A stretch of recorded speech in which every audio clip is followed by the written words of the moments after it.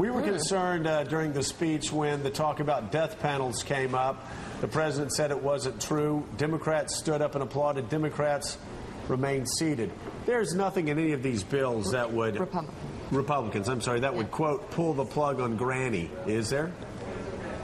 Well, as you've been talking about all morning, we have a democracy, and a democracy depends on an informed citizenry. The facts matter. Here are the facts. You did have in an earlier version of the bill a provision that said the federal government would encourage and incentivize end-of-life counseling. That concerned people to have the federal government involved in that, so it's a legitimate question.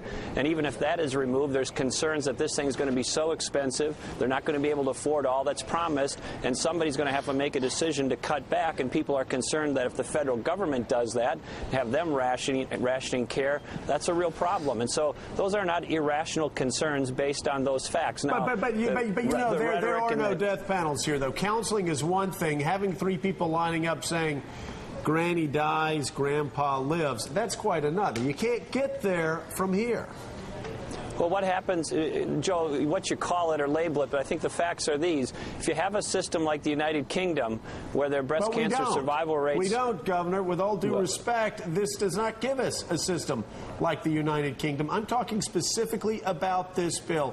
How does this bill get us to, quote, death panels? You don't believe it does, do you?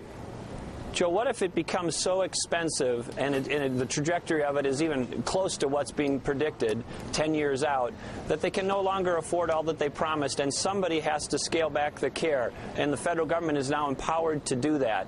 And you look at examples around the world where that takes place, there are concerns about care being cut back by a federal government institution, and we can have a legitimate debate about whether that's good or not. I don't think it is. Governor, what in this bill, though, let's be specific, what in this bill leads us to that position, gives a bureaucrat that power 10 years from now to make that decision? I know we're going to have to make excruciating decisions on health care. You've talked about it before over the next decade, because we run out of money in this country. But what in this bill specifically, what provision of this bill specifically would lead anybody to rationally believe that a death panel might emerge in a decade, based on this legislation?